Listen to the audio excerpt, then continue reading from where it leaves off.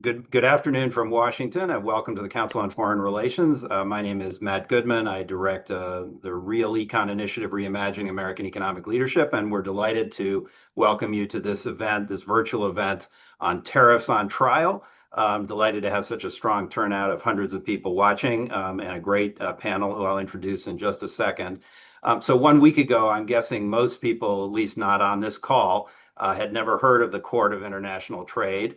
A little known federal court that does important work reviewing civil actions arising out of US trade laws. But now we all know what the CIT is because last Wednesday it issued a panel of 3 judges on the CIT, issued a historic decision, really, ruling that the tariffs that President Trump had imposed under the so-called International Economic Emergency Powers Act, IEPA, as it's known, were effectively illegal. And while an appeals court has paused that ruling the next day, in fact, this has really rocked the trade policy world. And we're here to really take it apart and analyze it and look at what its implications are. We have an all-star panel of CFR fellows here, who have been tracking both these developments and more broadly the trade work. If you have not been to CFR.org recently, you'll see that we have a lot of stuff on trade, including a hub, a trade a page where you can get lots of content and analysis and visualizations and so forth. So please check that out. With that, I'm just going to quickly introduce by name and title, really, the 3 panelists. Ted Alden is our senior fellow, trade expert here at CFR, well known to a lot of people on this call. Jennifer Hillman is a senior fellow for trade and international political economy here at CFR and is also at Georgetown Law School. And Inu Manak is our fellow for trade policy here at the Council, and all terrific experts who have written, and I'm sure you all know them in one capacity or another. With that, I'm going to hand over to our president, Mike Froman, also something of a trade expert, to preside over the event. Mike. Thanks very much, Matt, and thank you all for joining us, and thank you to this panel for making time.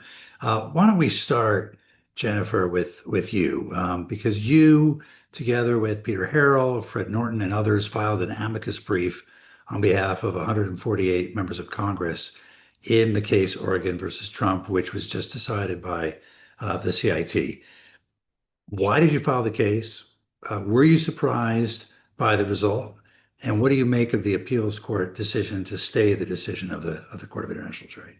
Well, thank you very much, Mike. It's really a pleasure and an honor to be here. So why did we file the brief? Because, again, the leadership of the Democrats on the House Judiciary Committee, the House Foreign Affairs Committee, and the House Ways and Means Committee. So, the 3 most relevant committees to this issue reached out and said, they wanted to put, the Congress on the record as sort of asserting, its clear authority over tariffs. And they had a clear message that they wanted to convey, and they asked us to help write that up as a brief that was filed at the Court of International Trade in support of the case that the state of Oregon and 11 other states had filed challenging all of the tariffs that President Trump had issued pursuant to this International Emergency Economic Powers Act, or IEPA. And basically, the Congress wanted to make a couple of points. I mean, they wanted to just really remind the court that it is the Congress and not the president that has the power under the Constitution to impose tariffs. And they secondly wanted to make the point that whenever the Congress does delegate that authority to impose tariffs to the president, it always does so with a lot of constraints and guardrails, and it always does so in a particular manner. It always uses the word duty or tariff to signify we're handing over our power to impose tariffs. It always puts procedural constraints that you have to have hearings and notice and a process, that there are restraints on how high the tariffs can go so that they never exceed, sort of statutory authorities within that the Congress has already enacted. They provide notice, comment, all of those things. So the Congress wanted to say, wait a minute here. We know how to delegate tariff authority, and IEPA is not it. Within IEPA, the word tariff or duty does not appear anywhere. So that the court should not read that as a delegation of authority. There are no guardrails in IEEPA for any of this, which is what has allowed the president to say that he has this power under IEEPA to impose any tariff on any country at any time in any amount, to move them up, down, sideways, again, without any evidence, without any basis, without any rationale, without anything being said. And so the Congress really wanted to say, no, that is not what the Congress intended, and that you cannot read IEEPA to give the president this unfettered authority to do tariffs. So they really wanted to make that really essential point and to sort of reassert the constitutional role of the Congress, and to make the point that Congress continues to jealously guard its tariff authority and to keep it cabined in. So that was kind of why they asked for the brief, and the kind of gist of what the brief said. In terms of what do I think of the CIT opinion, look, I think it's a very strong opinion, particularly with respect to what it says about the so-called reciprocal tariffs, this 10% across the board tariff on every country, with the options of a lot higher tariffs on a lot on 60 plus additional countries, that could come into effect. I personally wish they had gone even farther and just finally ruled that IEEPA does not provide tariff authority ever, full stop. They stopped just short of that. They clearly did not indicate in that opinion that they think IEEPA necessarily does or necessarily doesn't ever permit tariffs, but they made it very clear that this across the board, everybody covered, any amount of tariff that the president has asserted under the reciprocal tariffs procedure is just not permitted and not constitutional and a violation of law. So again, I think that part of the opinion is particularly strong. With respect to the second set of IEEPA tariffs, which are those that are applied on Canada, Mexico, and China, pursuant to a different IEEPA declaration around imports of fentanyl, the court chose a different ruling, a different rationale. And they basically said that among the other things IEEPA requires is that there has to be a direct connection between the emergency and the tariffs that are imposed. And there they said no. To impose a tariff on everything coming in from Canada, whether that's lumber or teddy bears or T-shirts, is not connected to the emergency of fentanyl. And therefore, those tariffs are, again, fall outside of IEEPA because IEEPA requires this connection between the tariffs and the emergency that's been declared. So by and large, again, a strong opinion by the Court of International Trade. Again, I personally think it has, very strong chance of being upheld on the merits on appeal. You asked about the stay that the Court of Appeals for the Federal Circuit has granted, and I think we should be very clear. It's a minor and fairly common procedural, step. It is an administrative stay. It is not a decision in any way on the merits of this case, or a decision that there should be a long-term stoppage of the Court of International Trade's ruling. So it is literally trying to say, for this administrative period of time, which I expect to be no more than a few weeks, we're going to leave the status quo in place. I mean, the next step in this process is going to be the arguments that are going to be made before initially the Court of International Trade, and then immediately the Court of Appeals for the Federal Circuit on whether a long-term kind of permanent stay on the imposition of the tariffs should occur while all of the litigation over the merits of the case get decided. So again, it was a pretty small, narrow stay, and I personally don't read anything into it in terms of how the CAFC may or may not rule. And that process begins a week from today, the 9th? Well, again, so the way the process formally works, you have to first go to the Court of International Trade and ask them, do you want to stay your decision? I would fully expect the CIT to say, no, we actually like our decision. We're not going to stay it. And that then gives you something to appeal. So now you have something to appeal. You can appeal the Court of International Trade's denial of your stay. That will then come before the Court of Appeals for the Federal Circuit. Briefs by the government are already due June 5th. Briefs by the plaintiffs in the case due June 9th. So again, my expectation is that the Court of Appeals for the Federal Circuit will fairly soon rule on this basic question of, while the appeals are pending, should the tariffs be collected or not? And that's really all they will be ruling on is while all of the skirmishing is going on, do we collect the IEPA tariffs or do we not collect them? But that I do expect the Court of Appeals to make a decision on, in the next couple of weeks. Got it. Some people have read this announcement that all of Trump's tariffs have been invalidated by the court, but that's not the case. This were only the tariffs that were imposed under IEPA, as Jennifer laid out. There's still tariffs under the national security provisions, under 232, the unfair trade practices provisions of Section 301. What are the Trump administration's alternatives to IEPA? If you were determined to impose tariffs, notwithstanding the decision of the Court of International Trade, what tools would you reach for, and what do they require? And so the president has a lot of tools at his disposal if he wants to levy tariffs. The Congress has delegated a tremendous amount of authority to the president since the 1930s to do so. I actually had my bet this year that the president would not use IEPA, so I was wrong. But I thought he would actually use a different law called Section 338 of the Tariff Act of 1930. That law gives the president authority to raise tariffs up to 50% of the product's value if another country is unreasonably discriminating against the United States through tariffs, regulations, or other actions. Now, historically, we haven't really seen this used. You have to have a petition to the International Trade Commission. It's an independent agency to investigate whether there's trade discrimination that's taken place. And if the ITC finds that there is discrimination, the president can take action. The ITC has never made a finding of discrimination in any of these sort of petitions. So this law has never been used to impose trade restrictions. But Bob Lighthizer, Trump's former USTR, actually wrote about this in his book as one of the options that he would have pursued if he was to do this all over again. So I think it's a potential option that's in play for the president, but he also could ignore the requirement for an investigation and just go ahead and impose the tariffs. But it certainly would invite foreign retaliation and potentially a court challenge.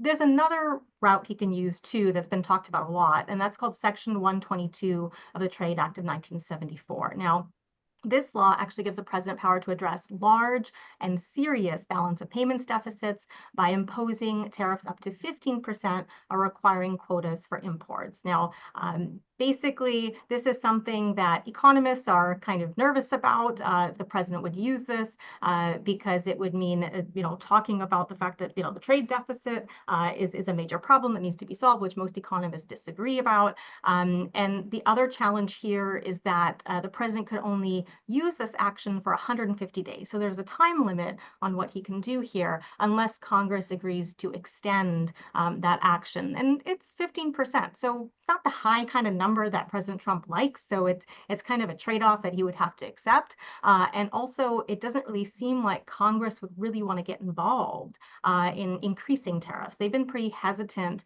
on weighing in on the IEPA tariffs, except for Democrats in both the Senate and the House who have been vocal about it. But Republicans don't seem to want to vote on the legality or try to impose any of these tariffs on their own. So I think that if it came down to post 150 days, Congress would be really hesitant to grant the president additional authority to keep those in place. So that might be too small a number, and it could be legislatively very challenging. I think what they're likely to do right now is simply expand existing tariffs that they already put in place. So we already saw the president do that on Friday with the steel tariffs and aluminum tariffs, which he increased to 50%. From past rulings on Section 232 at the Court of Federal Appeals, we found that they gave the president vast discretion to modify indefinitely any action that he takes under Section 232. So I would imagine he's going to use that not just on steel and aluminum, but maybe also on auto tariffs and auto parts tariffs as a way in the interim to get the tariffs that he wants, although not as big as the ones that he had put in place across the board. He could also expand and modify by the Section 301 tariffs that were used to wage the trade war against China, and he could do that fairly easily as well. But we have a lot of pending investigations, 7 in total, Section 232 investigations. So I would imagine that some of those will be fast-tracked a little bit in order to get a little bit more movement there. So a lot of options on the table for the president. I think he's going to get some tariffs again, but in the meantime, the ones that are there are still in place, and perhaps that can put a pause on him taking any action right away. Ted, this administration has made clear that it really wants to move ahead with tariffs. I think the Secretary of Commerce said something in the last couple of days. One way or the other, they're going to move ahead, whether it's being able to use IEEPA or using some other authority. What are the prospects that all these other authorities that Inu just laid out, 301, 232, 338, 221, was that the 15%? 122. I'm sorry, 122. Yeah, 122. 122, they all require some degree of process. There's some amount of public comment or public involvement.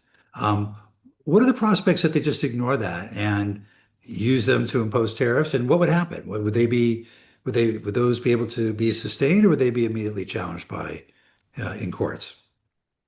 Well, I think a lot would depend on the process they used. I think one thing that the CIT decision shows, and I think it's one of the reasons it's a historic decision, is that there are clear limits on the president's authority with respect to trade. Congress has laid out procedures for each of the tools that Inu enunciated here. And if these are not used according to the procedures that Congress laid out, then they're potentially subject to court challenge. I think it's quite likely, given the success of this case, and remember, there's individual companies initially that filed these cases, that other companies will feel emboldened to challenge other actions by the president. So I think there was a pretty clear message sent by the CIT ruling, and if you read through the ruling, they did not hide behind this. The judges were absolutely clear. They said, look,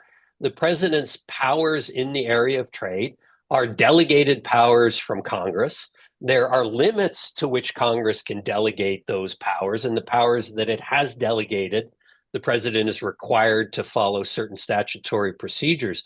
So I think it was a very strong reaffirmation that the rule of law still operates in this country, even though we've got a president and an administration willing to push the edges as much as they can. So might what you're talking about happen? Absolutely. But I think the court decision shows that there is more room for the companies and others adversely affected by these actions to push back through the judicial system. You focus a lot in your research and writing on immigration and other issues at the border, where IEEPA sometimes comes into play as well. What implications do you think this decision about the scope of IEEPA might have in other areas like immigration?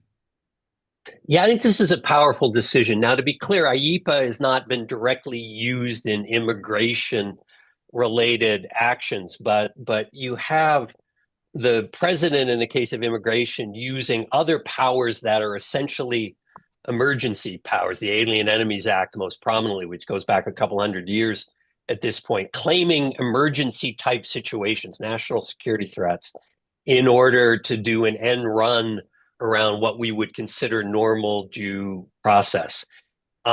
This is hard in immigration, right? The president has enormous inherent powers with respect to the border, with respect to who is allowed into the country. There are procedural issues on which these things can be challenged. Sometimes there are fundamental civil liberties issues on which these actions can be challenged. But we've seen in the series of court actions on immigration so far, and there are going to be dozens more, this is difficult. The cases are often fought out one by one.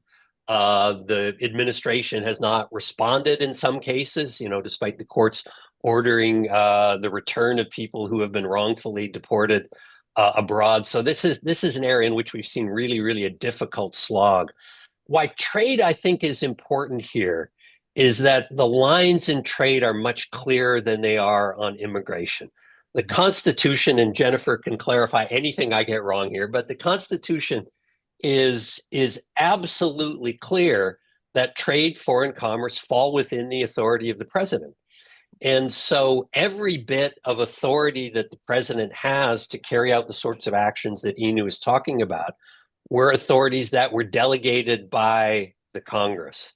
And in this decision, what the Court of International Trade said is, look, presidents cannot use emergency powers, IEPA being the vehicle in this case, to bypass clearly delineated statutory authorities on trade handed over to the president by Congress.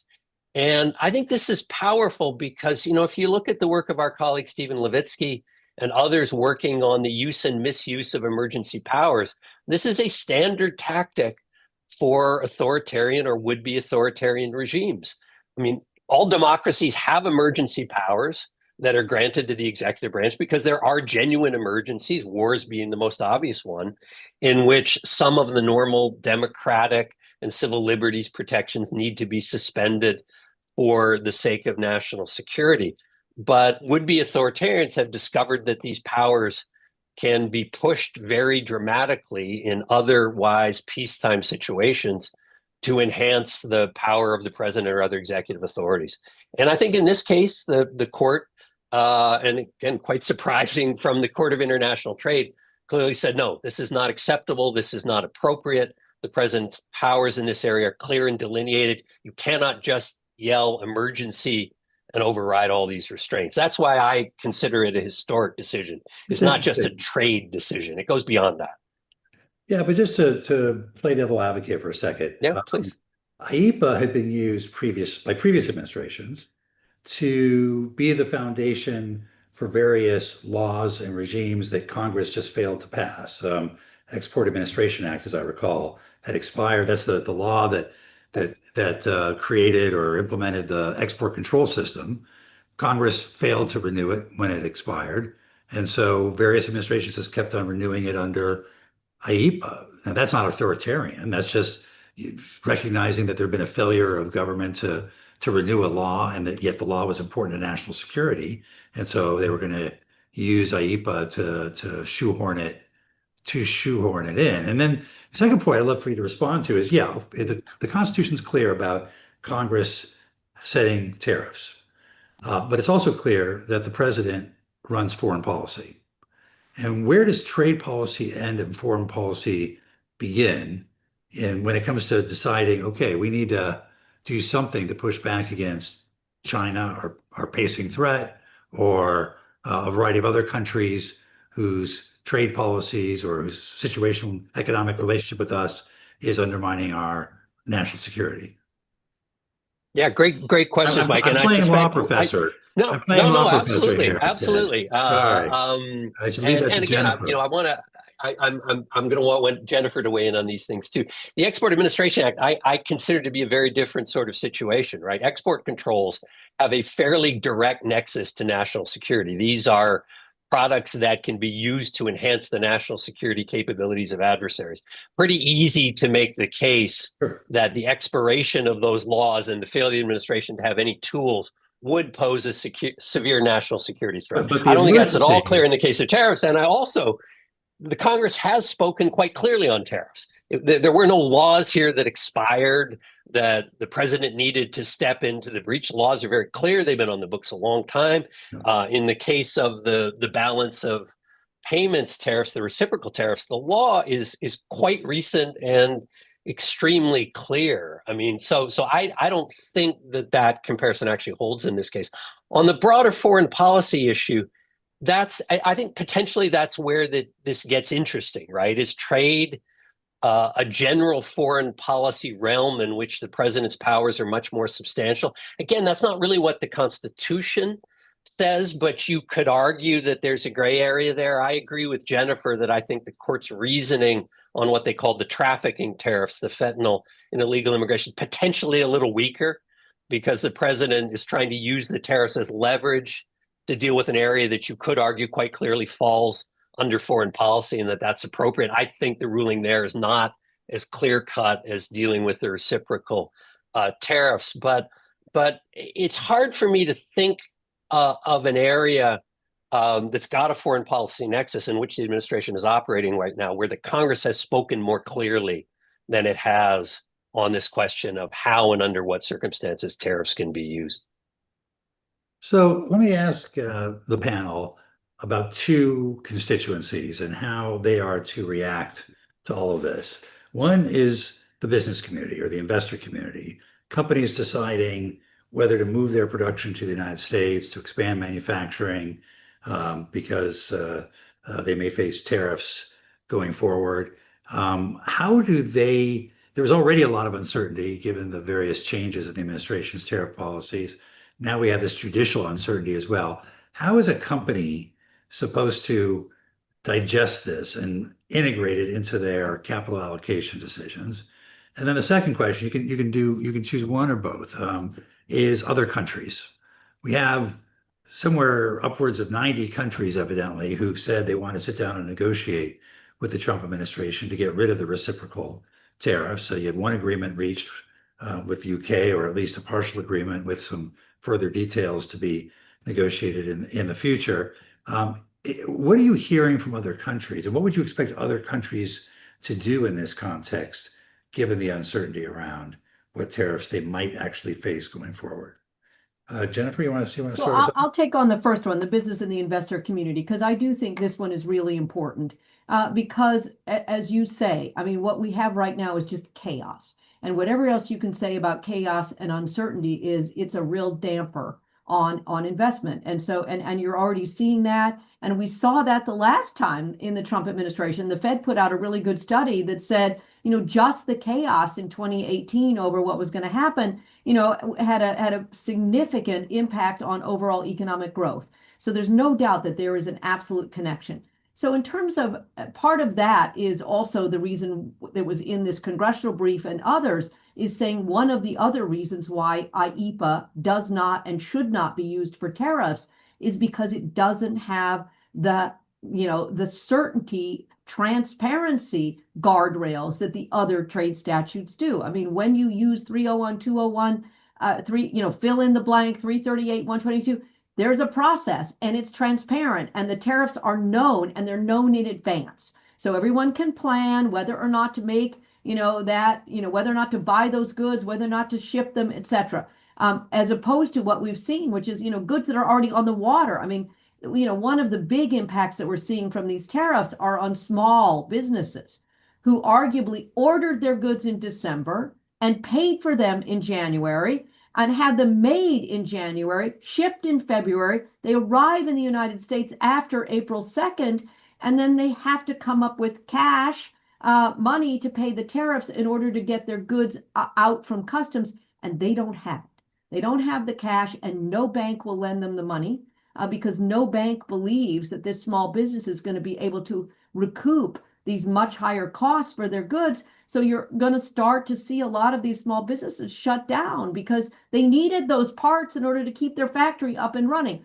So that has having a big effect. And just the uncertainty of are these coming off or not is creating that. And the second thing to just note on this is, to step back and say, why are we doing these tariffs? Just why are we doing this?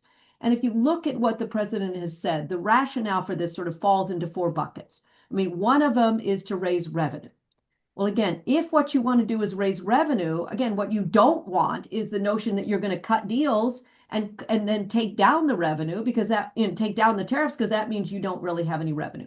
The second, sort of stated reason for doing this is to deal with the trade deficit. And again, we can have lots of arguments about whether these tariffs will or will not, do very much in terms of the trade deficit. But clearly, we're putting the tariffs on countries that we have a trade surplus on. Which begs the question of why are we doing that? We're putting tariffs on little tiny least developed countries like Lesotho, GDP per capita $2.62 a day. Imposing a tariff on Lesotho is not going to make them buy more product from the United States. So some real issues, but the clearly underlying message is have everybody make everything in the United States, build everything in the United States in order to get around this tariff wall that the president is creating. But you step back and look at that. First of all, it's going to take a long period of time to do it. Second of all, to do that, to bring back all of this manufacturing. What is the other thing that you have to import? A lot of equipment in order to build all of those factories out. And there's high tariffs that on all of that equipment. So it makes it really hard to see how you gear up all of this US manufacturing production that can be competitive. And it also begs the question of, is this really what America wants? I mean, do we really want to go back to making our own clothes, sewing our own clothes, having lots of those kind of jobs? Is that really what would make America competitive, innovative?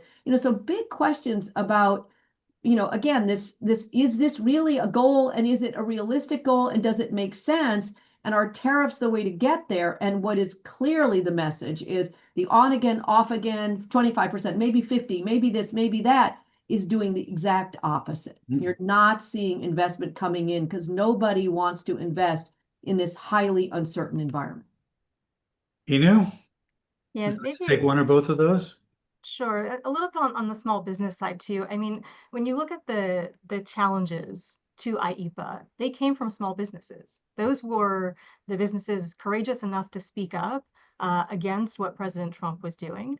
We don't have any big businesses that filed lawsuits. And I think it speaks to who's being impacted by this a lot. So I think there's going to be many people who are going to say, oh, it's just the 10% tariff that got removed. It's not a big deal. Well, it is a big deal when your margins are very, very small and you rely on imports in order to have your business run. So I think for a lot of Americans across the country, if these tariffs are actually revoked, this is a huge relief for them in their day-to-day. It helps them make employment decisions. It helps them make sourcing decisions, and it creates stability in their business as well. So I think we should not downplay just how big it is in terms of the amount that actually people are being relieved of. And so I think that this is something that folks are thinking about in terms of their long-term business planning. For larger businesses, it's a different calculation, certainly, and some are probably paying attention to the other sectoral tariffs that may affect them in particular. So there might be more concerned about that. But one thing I would say when we're coming and thinking about like what the impact is on all these negotiations that have to be concluded, very soon, right? We have a ticking deadline of July 9th when the reciprocal tariffs was to go back into effect if deals are not negotiated in good faith. One really interesting point about the CIT ruling that I thought was really fascinating when they're looking at the trafficking tariffs is that they're talking about the fact that IEPA says you need to have a reasonable relationship to the goal that you're trying to achieve and the means to get there, right? And they have a very cheeky footnote, which I liked. It's footnote 17, that basically says the trafficking tariffs, of course, do not change the effective duty rate for smuggled drugs themselves. Of course, we don't have tariffs on smuggled drugs. On smuggled fentanyl? Maybe The we smuggler- should. That would. Maybe if we did, you could actually change a tariff, right? So maybe we should have a tariff for fentanyl. But the big question here is, okay, this gets rid of a key component of what the president was trying to use in these negotiations, which is leverage. And the court makes clear that you can't just use tariffs as leverage to get something unrelated to what you said is the problem. And I think this raises a big question for all of our negotiating partners who are saying, hold on, if you can't actually use these tariffs as leverage in the long run, why are we even negotiating with you? So I think they're going to change their strategy a bit and think about where they should negotiate, particularly on the sectoral tariffs, which are going to stay in place. So they're going to need exclusions to steel, aluminum, auto, and auto parts, maybe the pharmaceutical tariffs when they come. But in terms of negotiating on the big reciprocal tariffs, perhaps their strategy is going to be a bit different, and they're going to have to wait out and see what happens in the courts too. So I think there's a shifting strategy here, but they're going to be cautious and just still and sit and wait and see what happens. Ted? Yeah, let me just weigh in quickly on other countries. So I know we want to get to questions. I think the court decision probably makes the negotiations more complicated. One, because some countries will want to wait and see what the outcome of the legal process is. And also because I think it's pretty clear from the steel announcement that the president's is going to rely more heavily on 232 and the other sectoral tariffs. And he said the U.S. doesn't want to negotiate on those. So I don't know I don't know what the scope is for negotiation right now. The other thing that concerns me more fundamentally, and there are hints of that coming out with the unrest already over the agreement with China. The Treasury Secretary saying China isn't living up to its deal, not been exporting critical minerals and other things. I'm really worried that the trade negotiating process has been terribly degraded. I mean, you look at something like USMCA, I think Mexico and Canada had every reason to believe that they had negotiated in good faith with the first Trump administration, reached a deal that would last. There was a process for review in 2026. And suddenly, in his second term, President Trump has ripped all that up. So I think in capitals across the world, you have countries asking themselves a very difficult question, which is, what is it worth negotiating with the United States? If the United States is not going to abide by the deals it negotiates, if you've got a president who's willing to change the terms of tariff depending on which side of the bed he gets out of in the morning, should we be negotiating expecting that this is going to resolve the problems we have with the United States in any fundamental way? Or is it worth pursuing other tactics? So I fear that U.S. credibility as a trade negotiating partner is being seriously undermined. I'm not smart enough to predict exactly where that goes, but I think all the sort of breezy talk about, well, we're going to negotiate deals. I'm not persuaded of that. We've seen very little yet. One very modest deal with the UK and the deal with China, which apparently isn't being followed by the Chinese. That's not a very good track record a month out from what was supposed to be the deadline for all these deals. All right, why don't we open it up for questions from the participants? And Sam, Excellent. Thank you so much. Ladies and gentlemen, as a reminder, to ask a question, please click on the raise hand icon on your Zoom window. When you are called on, please accept the unmute now button and proceed with your name, affiliation, and question. And as a reminder, this meeting is on the record. We will take our first question from Kelly Myman Hawk. As a reminder, please state your affiliation. Great. Thank you so much, Kelly Myman Hawk with McClarty Associates. It's been terrific. Just wondering what your best bet would be, and Jennifer, this question might be for you, with respect to the timeline of the courts. I mean, if what we're waiting for with the appeal and stay is to see whether or not we're going to see the IEEPA tariffs applied during this time period, I mean, what can companies think about planning for from a timing standpoint when we might finally have some certainty here? Thank you so much. Yeah, so again, I do think the timing is going to be relatively quick, meaning, I think we're going to at least know the stay issue. I mean, whether or not the tariffs are or are not going to be collected during the pendency of an appeal on the merits. I think we may know that even before the end of June.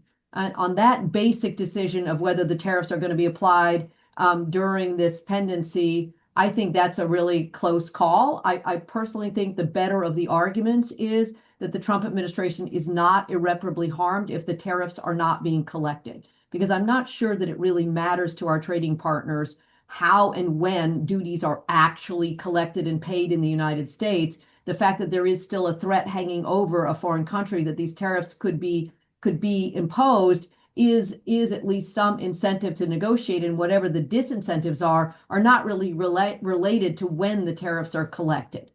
So for me, the more irreparable harm falls on the small businesses that are going to go out of business, and that the court has to, in deciding whether or not to have the tariffs be collected during the pendency of appeal, has to weigh the irreparable harm, sort of on either side. As well as weighing, what is the likelihood of success on the merits.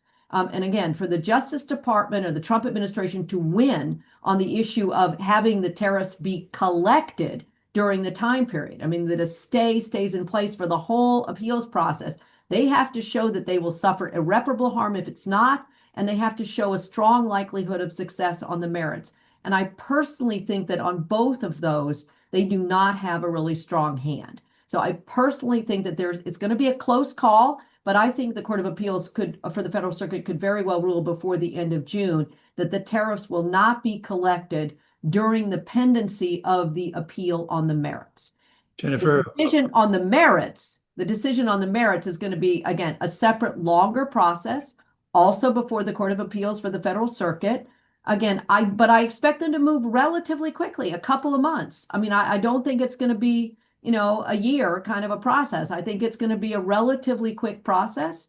Again, I personally think the case on the merits that the CIT got it right, that IEEPA does not provide the president with the authority to do these broad-based reciprocal tariffs, will be upheld. Does that mean, Jennifer, that there could be a refund of tariffs that have already been paid? So yes, the answer is yes. And the administration has already said in its brief about the stay that it would commit to refunding any duties paid during whatever the interim periods are.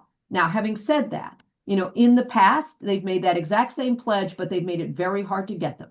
Each individual importer has to file a lawsuit, a challenge, seeking the refunds. Each individual, importer has to have all of the records of, everything that they've paid, and they have to bring a claim formally at the Court of International Trade. So, it's a little bit of cold comfort to say, again, oh, don't worry, you'll get your refund at the end of the day. As I said, particularly for that small business that needs the goods now. And just knowing that, maybe 6 months or a year from now, if they file the right lawsuit at the right time in the right place, they might get a refund is really not going to make them whole. And I'm hoping that the Court of Appeals for the Federal Circuit will hear that argument and understand that they really should not be charging these tariffs during this interim appeal period. Because remember, the appeal period can then go all the way up to the Supreme Court, and that adds even more months of time in which, if the tariffs are being collected, there's more and more sort of pain and agony. Even if you think at the end of the day, you may have the right to get a refund, you may not have the reality of getting the refund. All right, Sam? We will take our next question from Mara Lee. Hi, this is Mara Lee. And all three of you have been sources of mine. I'm with International Trade Today. Inu, I think that the ITC did find discrimination when I was researching this. I think it was CRS said that in the 30s, they found it from Austria and Germany, but then nothing ever happened. But I guess I would like to ask two questions related to the appeals. One, how likely do you think it will be that the Supreme Court will take this up? Especially given the district court's separate case saying that IEEPA can't be used for tariffs at all. The other question I have is if the Court of Appeals does say, no, you can't collect during this time, but then later, ultimately, it is decided that the tariffs were kosher, will the importers owe back tariffs for this period when they were waived? So I don't know who you want to answer that question, and I would love others to weigh in. I'll try to take them both, but I will give a caveat that I'm not certain about the answer to your second question. So just to put that out there, my general understanding is that it would depend on whether the entry is what is referred to as liquidated. And so, as you know very well, when imports come in, normally what happens is the importer has to, again, file all the import declarations and pay the tariffs, and then they get the goods, but the entry is not formally what they call liquidated or closed out. In other words, the custom processing is not closed out, and customs has, a fair amount of time, almost up to a year. I mean, it's close to that, to formally make sure they've got the time to check to make sure that you accurately declared what the goods were, that you accurately declared what tariff line it was classified as, accurately declared the value of it, etc. And now your entry becomes finalized and you get your ultimate final bill for the amount of tariffs. So my basic understanding is that for the entries that have been liquidated, closed out, that I don't think you can go back and tell importers that you now have to redo that. In other words, once the entry has been liquidated, my understanding is it's closed, it's done.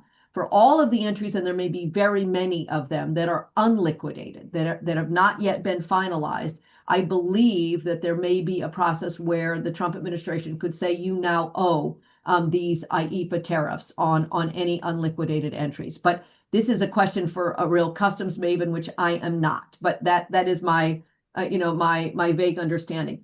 On the Supreme Court, to me, it's really going to matter what the CAFC decision says.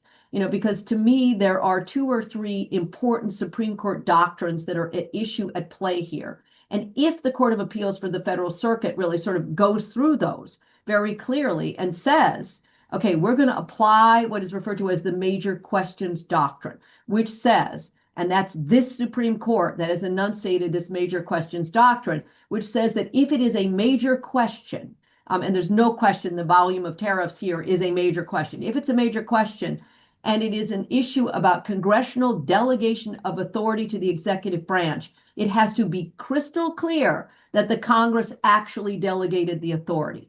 And here, to me, you can't even possibly argue that it's clear that the Congress delegated tariff authority under IEEPA when they didn't even use the word tariff or duty. How can that possibly be a clear delegation of authority? So if, again, the court does a very careful, major questions analysis, the Supreme Court may say there's no reason for us to review this and because, they've gotten it right. Similar, the second, clear doctrine that is going to come into play is what is referred to as the non-delegation doctrine, which basically says that, the Congress, when they do delegate authority, they cannot just delegate a blank check. They can only delegate authority if they put proper guardrails, if there is intelligible principles, is the buzzwords, by which you can know when, where, and how this delegation can be applied. And so again, if the CAFC goes through a careful non-delegation, analysis and says, hey, there are no guardrails anywhere in IEEPA. So this, again, is violation of the non-delegation doctrine. And again, does that analysis correctly? Again, I think the Supreme Court might say nothing to see here. I mean, good for the CAFC. They got it right. We're not going to review it. And the third one that that the court may or may not get into is this issue of interpreting a statute as being constitutional wherever you can. Because under the IEEPA language, the language that is at issue in all of these IEEPA cases is the language in IEEPA that says that where Trump thinks he's getting this power to do this is the right to regulate importation or exportation. And what the Trump administration is arguing is that word regulate means tariff, impose a tariff. So then you interpret that interpretation, impose a tariff on imports or exports. That's how you would have to read it consistently. The problem is the U.S. Constitution, Article 1, Section 9, forbids export tariffs. So if you actually read this right to regulate as meaning tariff, you have now read the statute to be inconsistent with the Constitution, Article 1, Section 9, because it would be allowing tariffs to be imposed on exports, which is not permitted under the Constitution. So again, there's three clear constitutional bases on which the CAFC could say no to these IEEPA tariffs, in which case, I don't know. I mean, maybe the Supreme Court would say, we're going to leave it alone. I think given how significant this is and how big the tariff issue is, I think it's far more likely than not, that the Supreme Court would take this up and would consider the issue, but it will depend on the basis on which the CAFC rules. You got another question, Sam? We'll take our next question from Doug Redeker. Hi, everyone. It's a crazy question to ask, but it's one I get asked all the time. What if the court, whether it's the circuit court or the Supreme Court, but let's assume it's an intermediate court, rules against the administration, and the administration says, we don't care. We're going to actually seek to impose the tariffs anyway. Is there a means by which they could pull something akin to what they've done in disregarding lower court rulings, or at least creatively interpreting them on the immigration front, where they put somebody on a plane and say too late?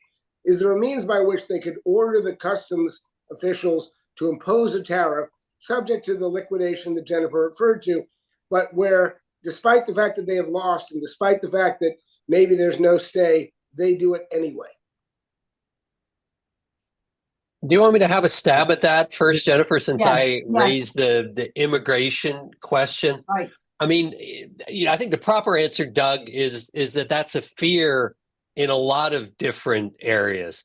So far, I have not seen signals from this administration that they are prepared to do that. I mean, in the case you mentioned involving the Salvadoran citizen, Abrego Garcia, who was sent from Maryland to the prison in El Salvador, the administration has been quibbling over the court's meaning of the word facilitate his return and arguing over what that means. Does that mean that the president needs to pick up the phone to Bukele in Mexico and say, release him and send him back home? Or does it mean other steps short of that? So I think so far the administration has hesitated to be seen as an open violation of a court ruling.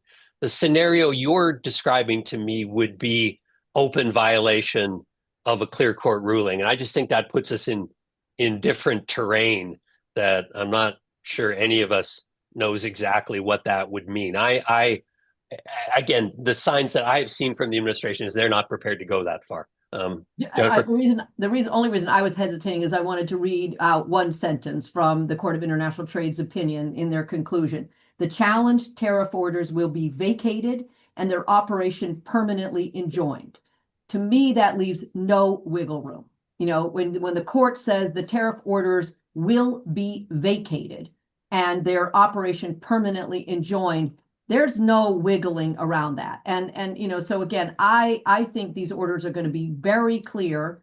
And I just don't see, I don't see how, you know, again, so what has to happen is instructions have to be sent, you know, to each customs, you know, through the customs messaging service. A customs message has to come out. You know, sending that message in light of this kind of a very clear statement to me is exactly what Ted is saying. That is a direct, unequivocal violation of a court order. I at least don't see how they could possibly get away with doing that. Yeah, I would say I agree with that, but I don't think they will openly ignore court ruling if they have to adhere to it. And it's also because they have so many other options of what they could do in terms of raising tariffs, right? So this is just taking away one of the toys that Trump has, and he has many others that he could play with. So I think that they'll just shift gears and find other ways to impose the type of tariffs that they want. It won't be as broad as the IEEPA tariffs, but they can still do quite a bit of damage without that. Sam? We will take our next question from Mark Feldman. Thank you very much. Exciting panel. Very important topic. I'm a Washington lawyer of a certain age, specializing for many years in foreign relations law. And back in the day when Congress was considering the NEA and the IEEPA, I happened to be acting legal advisor of the State Department and testified before Congress on those matters. Sitting next to me at the time was Antonin Scalia, who was the Assistant Attorney General for OLC. And this may have a bearing on future briefing, I don't know, but if you look at the legislative context, if you look at the hearings and the interagency, you will see that you are in a period of congressional energy, quite the different environment than what we have today. And the concern of the lawyers in the agencies was above all to preserve those sanction powers that had been exercised under the Trading with the Enemy Act. And each of the agencies had a list of existing authorities and powers that they wanted to have preserved. And nowhere on that list was any reference to tariffs.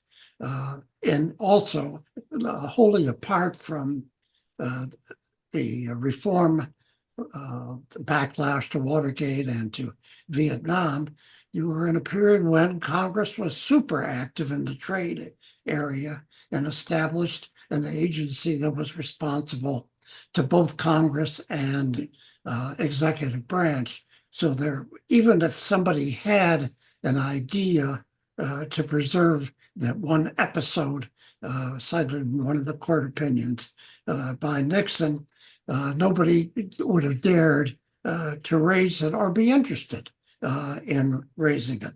My question to the panelists is, what about the fact that this is a tax? I don't hear as much emphasis on the congressional control of taxation of the American public as I would have expected. Who wants to take I up don't know. tariffs? I mean, I can only, well, first of all, Mark, thank you so much. Appreciate the history. Partly you're making me feel much more comfortable that a lot of your sense of the legislative history of the National Emergencies Act, again, which is the legal predicate for doing any of this under IEPA, and what happened in IEPA when Trading with the Enemy Act was sort of split off, and you left a certain amount of powers for what the president could do in a time of war, and then created these much more limited, in theory, set of powers for what the president could do when it's not a time of war, but there's been a declaration of an emergency. I'm just saying I'm feeling very comfortable that what you've just said is fully consistent with everything that we were trying to argue both in this amicus brief and more generally. So thank you. In terms of the tax issue, I do think it's mentioned sometimes. I mean, I've certainly been among the many that keep saying, not only is this, taking us back to tariff levels that we haven't seen since the early 1900s, but it's the single largest tax increase in more than 50 years, all without the Congress. I mean, arguably the single largest tax increase in more than 80 years without the Congress. So I think that to some degree, at least, is being said in this description.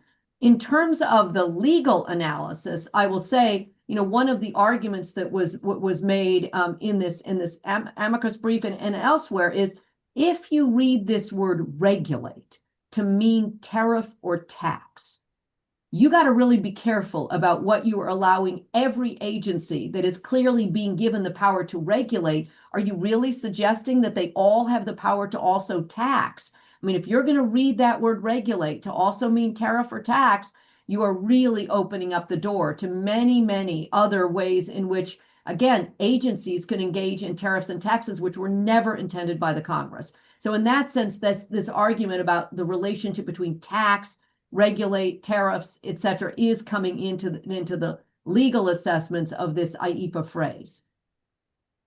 Mike, just one more comment I'd want to make on this, and it's, we're looking back at all of this very old history, and there's a danger here. I mean, one of the reasons we're in such a mess on immigration is that the Congress has not rewritten laws that in some cases date back to 1952, at the very least to 1965. We have 50-year-old laws governing how we act on immigration, and it leaves a lot of scope for interpretations by presidents from both parties that I think have done a lot of damage. I think we risk the same thing in trade, right? We haven't seen Trade Promotion Authority fast track now for, what is it, a decade? And so the Congress has not been speaking clearly at all on what it wants done on trade. It's left this huge vacuum that the president has walked into. And I think that's an enormous danger in our system. I don't, I appreciate why people aren't hammering the Congress because it won't do anything, but I don't think we should forget how damaging that is for our system of government to have a Congress that cannot act in areas that are so clearly within its responsibility. I think that's about all we're going to have time for, but I just want to thank the panel, Jennifer, Inu, Ted, three of our great experts on trade, and encourage everyone who's called in to do what Matt Goodman referred to earlier, which is to take a look at our website, our trade hub. The team here is endeavoring to stay on top of the day-to-day, hour-to-hour developments and provide research and analysis, both about them and about the broader context. And delighted we've got such a strong team here focusing on this critically important issue for the council's membership and the general public. So thanks for joining us all. Thank you to the panel. Thank you, Matt, for introducing us. And we'll look forward to doing follow-up events as more announcements come down the road, no doubt.